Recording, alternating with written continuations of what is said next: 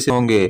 तो आज का ये वीडियो आप सभी के लिए बहुत ही इम्पोर्टेंट होने वाला है, क्योंकि आज के इस वीडियो में आप सभी को क्लास 11 कॉस्टिंग एंड टैक्सेशन का जिसका इंतज़ार ख़त्म हो चुका है, क्योंकि आज के इस वीडियो में आप सभी को लास्ट मिनट एमसीक्यू का सजेशन। तो इस वीडियो को ज़रा सा भी स्किप नहीं कीजिएगा और इस वीडियो को ज़्यादा से ज़्यादा अपने फ्रेंड सर्कल में शेयर कीजिएगा।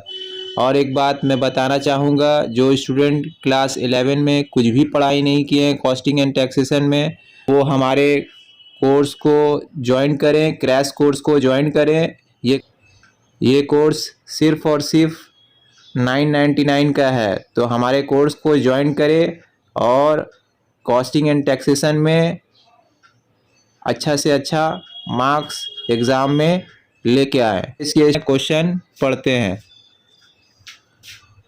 Question number 1. Which of the following is not considered as the objective of cost accounting? A. Ascertainment of cost. B. Determination of selling price. C. Cost control. D. Determination of managerial remuneration. तो इसका answer होगा D. Determination of managerial remuneration.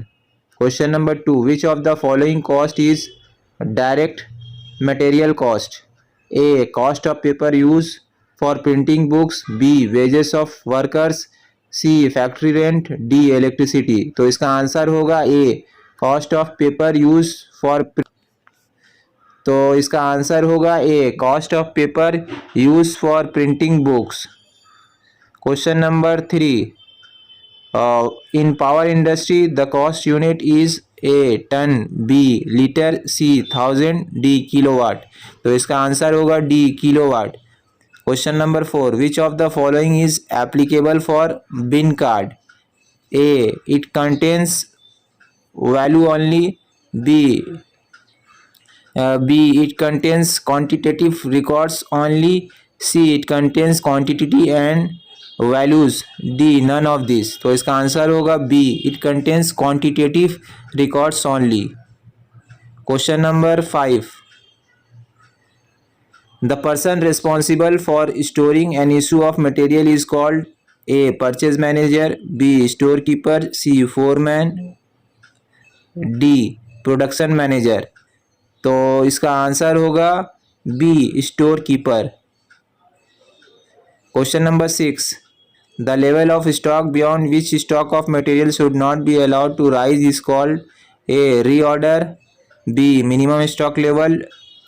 C. Danger level. D. Maximum stock level. तो इसका answer होगा D. Maximum stock level. Question number 7. The technique and process of ascertaining cost is known as A. Cost accounting. B. Costing. C. Financial accounting. A. Cost accounting. B. Costing. C. Financial accounting. D. Cost accountancy. तो इसका answer होगा B. Costing. In iron and steel industry, the cost unit is A. ton. Question number 9. Which of the following cost is direct labor cost? तो इसका which of the following cost is direct labor cost? A. wages of machine operator. B. salary of accountant. C. salary of manager. D. salary of salesman. तो इसका answer होगा A. wages of machine operator. Question number 10. In which area cost accounting differ from financial accounting? A. cost control. B. cost determination. C. evaluation. D. inclusion of stock. इसका answer होगा A. cost control. Question number 11. Cost of production is equal to dash plus administration expenses. A. prime cost. B. factory overhead. C. work cost. D. none of this. तो इसका C. work cost. Question number 12. What is the meaning of ABC in cost accounting? A. always better control. B. activity based costing. C. action before confirmation. D. none of these. तो इसका answer होगा B. activity based costing. Question number 13. If profit on cost is 25%, then profit on sale will be A. 50%. B. 25%. C. 20%. D. none of these. तो इसका answer होगा C. 20%. JIT. Question number 14. JIT means A. Joint in time, B. Just in time, C. Both A and B, D. None of these. तो इसका answer होगा B. Just in time. Number 15. Question number 15. EOQ stand for A. Essential order quantity, B. Economic order quantity, C. Emergency order quantity, D. None of these. तो इसका answer होगा B. Economic order quantity. Question number 16. Cost center is A. Production location, B. Service function, C. Function, D all of this.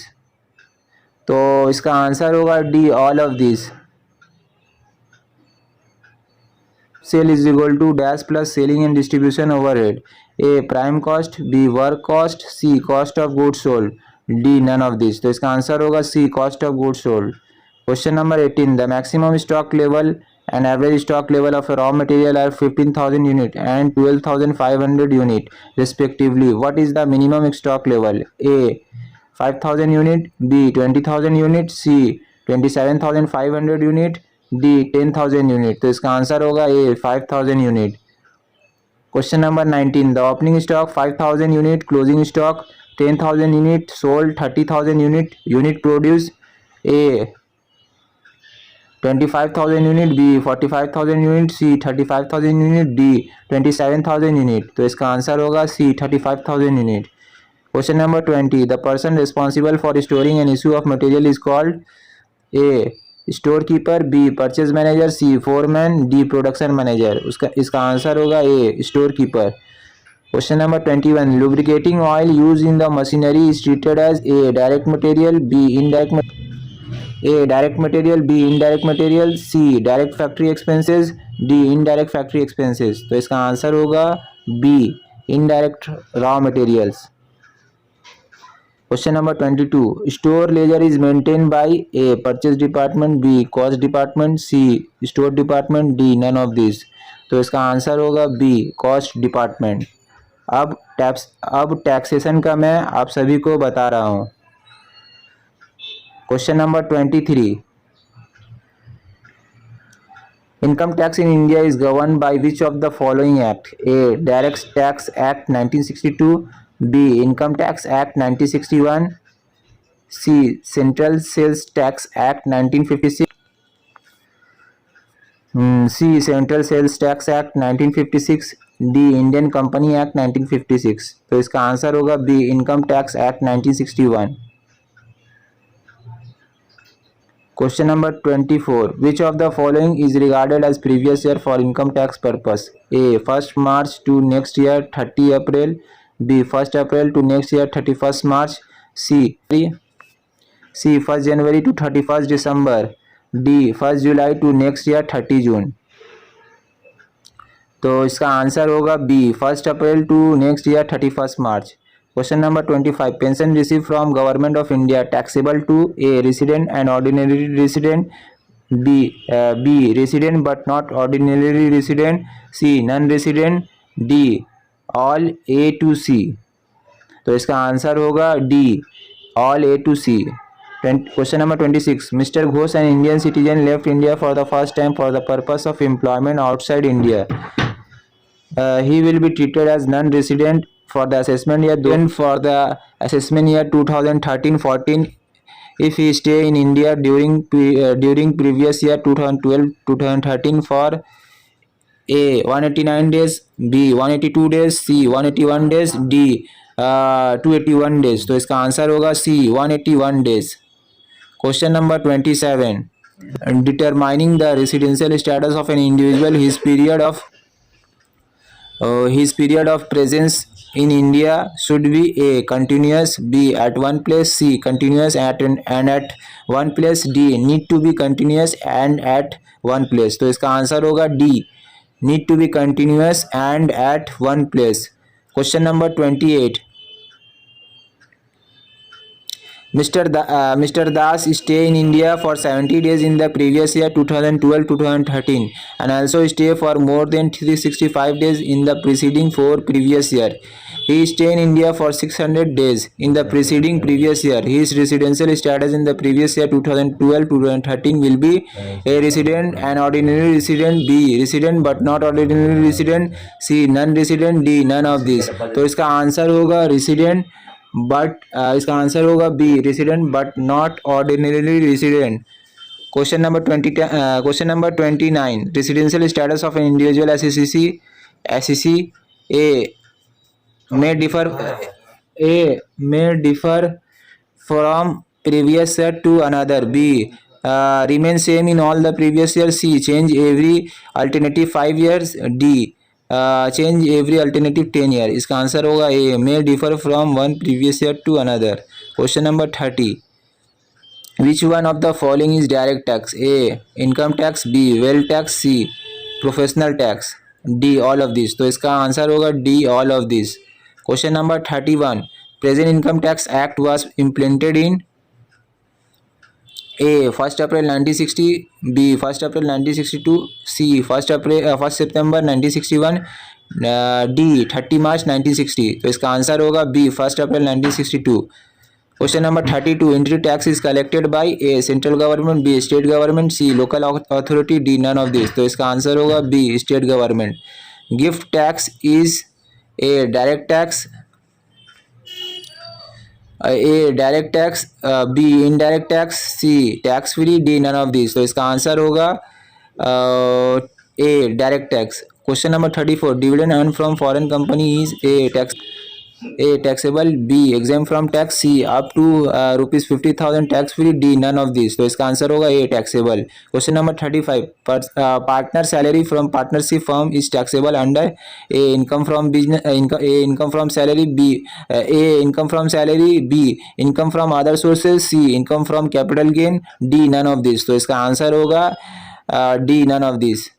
Question number 36. Dividend received from Indian company is exempted from tax as per section A 10, B 1034, C 1730, D 1013A. तो इसका answer होगा B 1034. Question number 37. Deduction for hostel children allowance is allowed for A question A maximum 1 child, B maximum 2 children, C maximum 3 children, D no maximum limit. तो इसका option होगा B maximum 2 children. Question number 38. Salary received by a partner from the partnership firm is taxable under A income from other sources, B income from salary, C income from business, D none of these. तो इसका answer होगा C income from business. Question number 39. A business is formed on 1/10/2017. The previous year will be option A 1/4/2017 to 31/3/2018. B option B 1/10/2017 to 31/3/2018. Option C 1/10/17 to 1/10/17 to 30/12/2017. D none of these. तो इसका option होगा C 1/10/2017 to 31/12/2017. Question number 40. In which assessment year will the income from business which was started on 10/1/2019 be charged to tax? A 2020 to 2023, B 2023 2024, C 2024 2025, D none of these. तो इसका answer होगा D none of these. Question number 40. When Mr. Johnson, an American citizen, came to India for the first time during the year 2019-20, he will be treated as non-resident for the assessment year 2020-2021 if he stay in India for A 181 days, B 182 days, C 60 days, D 65 days. तो इसका answer होगा A 181 days. Question number 42. The tax liability of medical allowance is received is A fully taxable, B 50% taxable, C that the excess amount received over the actual medical expenditure is taxable, D 100% tax free. तो इसका answer होगा A fully taxable. तो ये 42 MCQ cost और tax का मिला के हम दिए हैं. ये MCQ आप लोग पढ़ लीजिएगा तो एग्ज़ाम में श्योर शॉट इसी से आपका MCQ आ जाएगा। और जो स्टूडेंट क्लास 11 में अभी भी कुछ भी पढ़ाई नहीं किए हैं तो हमारे क्रैश कोर्स को ज्वाइन करें। ये क्रैश कोर्स सिर्फ और सिर्फ 999 का है। इस क्रैश कोर्स में मैं आप सभी को कॉस्ट